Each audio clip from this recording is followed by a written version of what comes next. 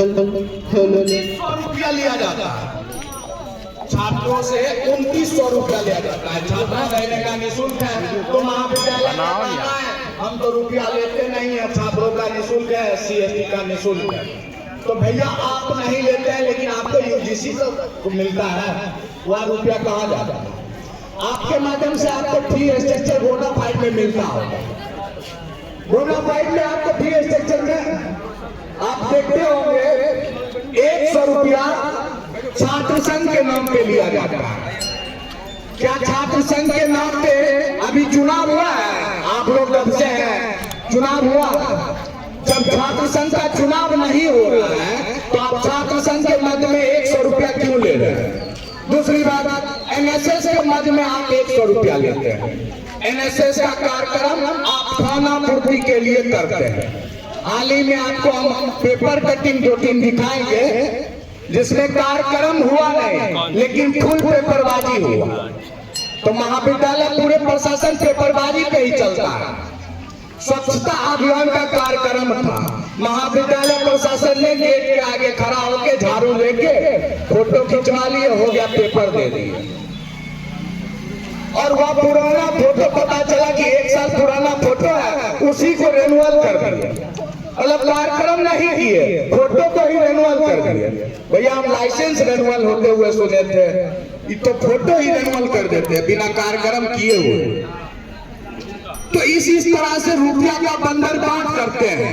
लेकिन जब छात्रों के लिए पानी की व्यवस्था के लिए मांग करते हैं तो महाविद्यालय प्रशासन कहती है हमारे पास 10,000। आप 10,000 विद्यार्थी परिषद से चंदा ले लीजिए, आप पेपर में ही निकाल लीजिए कि महाविद्यालय को रुपया नहीं है, 10,000 मिलता है मंथली। आप चंदा देके हमारा काम कीजिए, हम चंदा भी दे देंगे। क्योंकि विद्यार्थी परिषद के कार्यकर्ता है, एक छात्र के माध्यम से 3-3 हजार रुपया आपको नामांकन के लिए दिया जाता है। और 8 सेमेस्टर की पढ़ाई के लिए आप जो लीजिए 40,000 तक की खर्च लगती है एक छात्रों पे। उस तरह से आप लाखों रुपया हम छात्रों से करोड़ों रुपया ऐंठते हैं। लेकिन जब छात्रों के सुख सुविधा के लिए बात की जाती है तो आप हमको सुनाते हैं 10,000 रुपया आता है। अरे 10,000 रुपया तो हम एक अकेले छात्र खर्च करते हैं मंथ में। आप 10,000 रुपया में क्या कॉलेज चला पाइएगा? 1.5 लाख का मशीन लगा हुआ आपके सामने है, यह मशीन 1.5 लाख का है।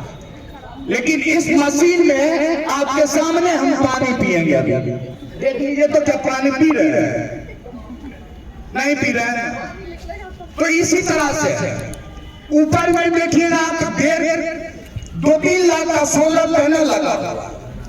लेकिन जब पता चलेगा आज एग्जाम है महाविद्यालय में, पता चलेगा पूरे बत्ती गुल, वह छात्रा कॉमन रूम है। आपके समक्ष की सारी बातें हम बताएंगे। हम बाहर से राजनीति करने वाले में से नहीं है, हम विद्यार्थी परिषद के कार्यकर्ता हैं, छात्रों के हित के लिए बैठे हैं और मरते दम तक छात्रों के हित के लिए रहेंगे। और महाविद्यालय प्रशासन से दूर है, हम लोग सड़क से लेकर सदन तक लड़ते हैं। तो यह प्राचार्य महोदय हमारे लिए कोई नई बात नहीं है। ऐसे ऐसे कितने प्राचार्य महोदय आए और उनका ट्रांसफर होकर चले भी गए। तो आप अगर अपनी कार्यशैली नहीं सुधारेंगे तो आपको आज चेतावनी देने के लिए आज 1 दिवसीय धरना प्रदर्शन दिया है।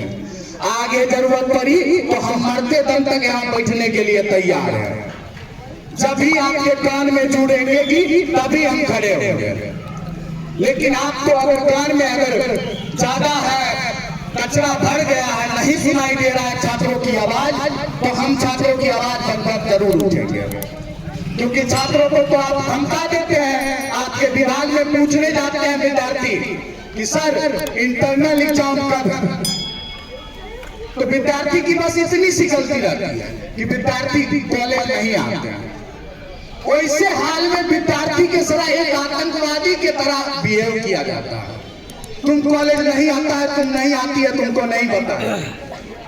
अरे भैया वो विद्यार्थी है, आपने व्यवस्था क्या कर रखा है महाविद्यालय में जो विद्यार्थी आएंगे?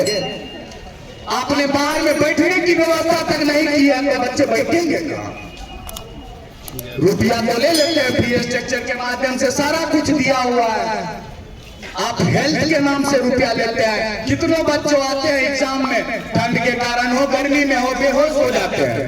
उस स्थिति में विद्यार्थी परिषद के हम कार्यकर्ता उनको हॉस्पिटल तक लेके जाते हैं। जब आपसे कहा जाता है कि उनके स्वास्थ्य के लिए कुछ रुपया दे दीजिए, गरीब परिवार से विद्यार्थी है, आपके महाविद्यालय में बेहोश हुई है तो उनको कुछ मदद कर दीजिए, तो हमारा क्या काम है?